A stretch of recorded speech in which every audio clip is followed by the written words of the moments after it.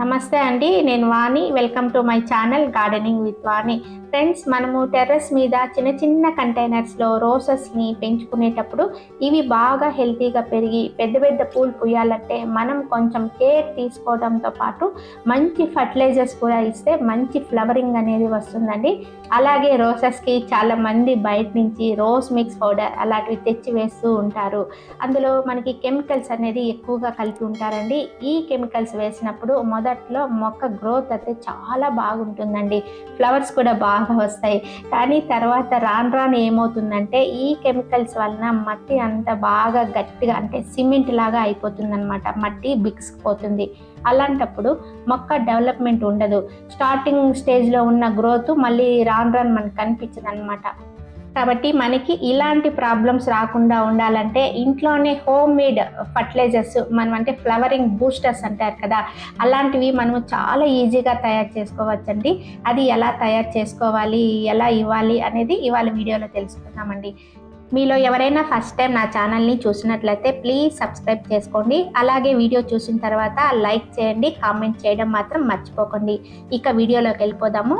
అలాగే మనం అందరము కూడా గులాబీ మొక్క నుండి ఎక్కువ పూలు రావాలని అనుకుంటూ ఉంటాం కదా, దానికి మనం ఇచ్చే ఫర్టిలైజర్స్ని బట్టి పూలు రావడం అనేది ఉంటుందండి.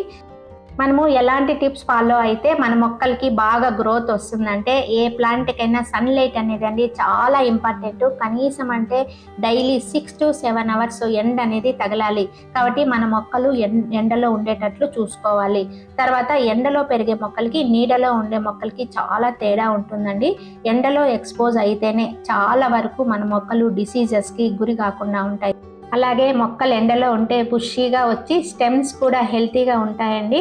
మన వాటరింగ్ విషయానికి వస్తే ఇప్పుడు చలికాలం కాబట్టి వాటర్ అనేది అర్లీ అవర్స్లో ఇవ్వకూడదు. అంటే కొద్దిగా ఎండ స్టార్ట్ అయిన తర్వాత, అంటే ఆల్మోస్ట్ ఆల్ మనకి 8-9 తర్వాత ఎండ వస్తుంది కదా, ఆ తర్వాత మనము వాటరింగ్ చేయాలి. మళ్ళీ ఈవినింగ్ వచ్చాక 5 తర్వాత చేయకూడదండి. ఈ చలికి మంచు ఎక్కువైపోయి తెగుళ్ళు వచ్చే అవకాశం ఉంటుంది కాబట్టి సో ఎండ ఉన్నప్పుడే మనం వాటరింగ్ చేయాలి. అదే వారానికి ఒక 2 సార్లు ఇస్తే సరిపోతుందండి. మట్టి డ్రైగా ఉన్నప్పుడే ఇవ్వాలి, తేమగా ఉన్నప్పుడు వాటరింగ్ అనేది చేయకూడదు. అలాగే ఫ్లవరింగ్ అయిపోయిన తర్వాత ఎప్పటికప్పుడు ప్రీనింగ్ చేస్తూ ఉండాలి. అంటే ఒక 2-3 ఆకులు కిందకి మనం కట్ చేసామనుకోండి, కొత్తగా చిగుర్లు వచ్చేసి మళ్ళీ మనకి ఫ్లవర్స్ అనేది వచ్చేస్తాయి. తర్వాత ఎప్పుడైనా కానీ మనము కట్ చేసిన తర్వాత ఆ స్టెమ్స్ ఫంగిసైడ్ కానీ పసుపు కానీ మనం ఖచ్చితంగా పూయాలండి. అలాగే నీమ్ ఆయిల్ అనేది ఖచ్చితంగా మనము వారానికి ఒకసారి కానీ 10 రోజులకు ఒకసారి కానీ స్ప్రే చేస్తూ ఉండాలి. ఈ చలికాలంలో ఎక్కువగా మన మొక్కలకి డిసీజెస్ వస్తూ ఉంటాయి కదా, నీమ్ ఆయిల్ అనేది పెస్ట్ ఉన్నా లేకపోయినా వారానికి ఒక రోజు మనము స్ప్రే చేస్తూ ఉన్నామనుకోండి, మన మొక్కలు చాలా హెల్తీగా ఉంటాయి. హెల్తీగా ఉంటే ఇలా ఫ్లవర్స్ రావడానికి అవకాశం ఉంటుంది. ఈ రోసెస్ ఎక్కువగా బనానాస్ని ఇష్టపడతాయండి. మనము మట్టిలో ఇలా బనానా పీల్స్ని వేసేదాని వల్ల మొక్కకి మంచిగా ఆహారం అనేది మనం అందించినట్లు అవుతుంది. అందువల్ల మొక్క అనేది డెవలప్మెంట్ ఉంటుంది. సో ఈ బనానా పీల్స్లో మనకి ఎక్కువగా పొటాషియం ఉంటుంది కాబట్టి మనకి ఎక్కువ ఫ్లవరింగ్ రావడానికి అవకాశం ఉంటుంది. అలాగే నేను అప్పుడప్పుడు టీ కంపోస్ట్ని ఇస్తుంటానండి. ఇది ఎలా అంటే మనము టీ పెట్టిన తర్వాత దాన్ని ఫిల్టర్లో బాగా కడిగేయాలండి. ఎందుకంటే దాంట్లో పాలు చక్కెర కలిపి ఉంటారు కదా, అలాగే వేసామనుకోండి ఫంగస్ వచ్చి మొక్కలు చనిపోతాయి. సో బాగా నీళ్ళల్లో కడిగేసి డ్రై చేసి తర్వాత మొక్కలకి ఇలా ఇచ్చుకుంటూ ఉండాలి. ఇది ఇచ్చేదాని వల్ల ఏమవుతుందంటే మట్టి అనేది అసిడిక్ నేచర్గా తయారవుతుందండి. పూల మొక్కలకి ఈ టీ కంపోస్ట్ అనేది చాలా బాగా పనిచేస్తుందండి. ఫ్లవరింగ్ బూస్టర్ లాగా ఇలా చిగుర్లు వచ్చేటప్పుడు మనం ఇచ్చామనుకోండి, ఎక్కువగా మనకి రిజల్ట్స్ అనేది తీసుకోవచ్చు.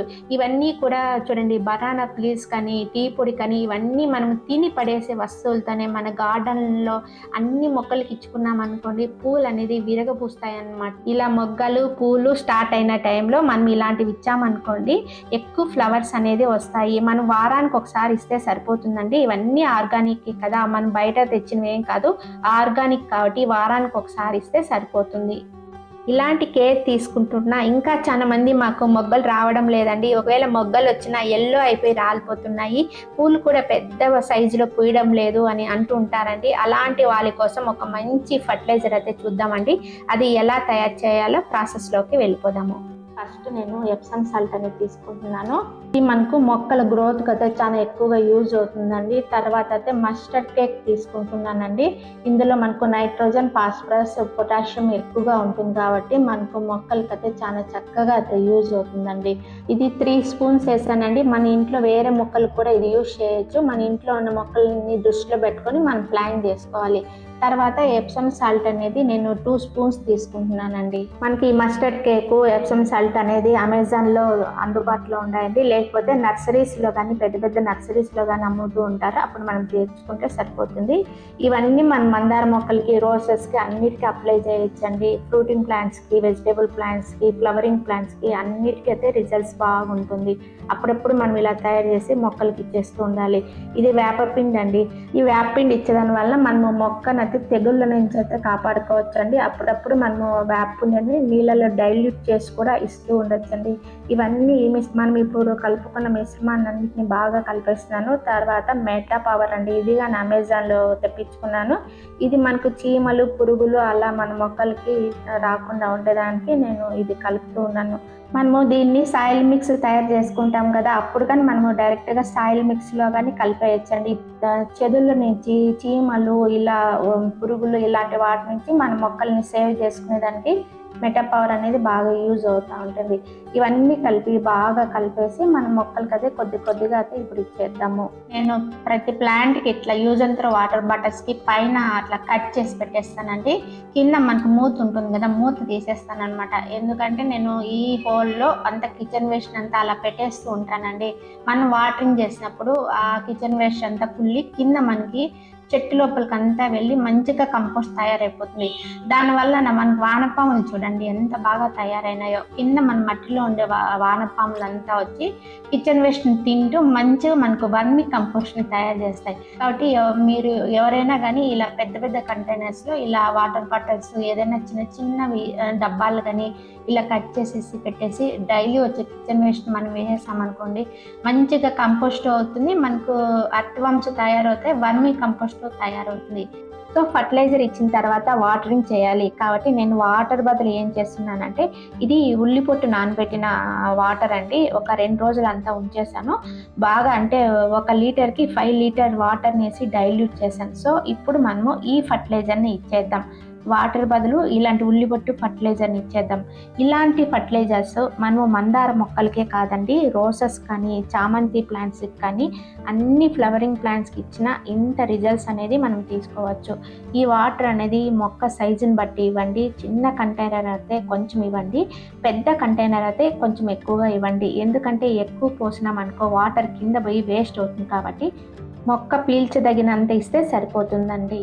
కాబట్టి మనం ఏమీ చేయకుండా, ఏమీ ఇవ్వకుండా పూలు రావడం లేదు అంటే సరిపోతుందా? సరిపోదు కదండి. మనము ఎలాగా బలమైన ఆహారం తింటున్నామో అలాగే మొక్కలు కూడా ఇలాంటి బలమైన ఫర్టిలైజర్స్ అంటే జీరో కాస్ట్ అనమాట. మనము పడేసే వస్తువులతో చాలా రకాల ఫర్టిలైజర్స్ తయారు చేసి మన మొక్కలకి ఇస్తూ ఉన్నామనుకోండి, ఇంత ఫ్లవరింగ్ అనేది మన గార్డెన్లో తీసుకోవచ్చండి. అలాగే లిక్విడ్ ఫర్టిలైజర్స్ మన ఇంట్లో కిచెన్ వేస్ట్లో వచ్చే ప్రతి ఒక్క వస్తువుతో జీరో కాస్ట్తో తయారు చేయవచ్చండి. బనానాస్తో చేయొచ్చు, బనానా పీల్స్తో చేయొచ్చు, కిచెన్ వేస్ట్తో చేయొచ్చు, అలాగే ఫ్రూట్ పీల్స్తో చేయొచ్చు, టీ పొడితో చేయొచ్చు, కాఫీ పొడితో చేయొచ్చు. ఇలా రకరకాల వస్తువులతో మనము ఫర్టిలైజర్స్ తయారు చేసి ప్రతి 15 రోజులకు ఒకసారి ఇస్తూ ఉన్నామనుకోండి, మంచి రిజల్ట్స్ అలాగే మంచి బ్లూమింగ్ అనేది మన గార్డెన్ నుంచి తీసుకోవచ్చు. ఫ్రెండ్స్, ఈ ఇన్ఫర్మేషన్ మీ అందరికీ యూజ్ఫుల్ అని చెప్పి నేను ఆశిస్తున్నానండి. ఈ వీడియో నచ్చినట్లయితే ఒక లైక్ ఇచ్చేయండి, అలాగే కామెంట్ చేయండి, షేర్ చేయండి. సర్వే జన సుఖినో భవంతు. Wish you A happy gardening. Thank you.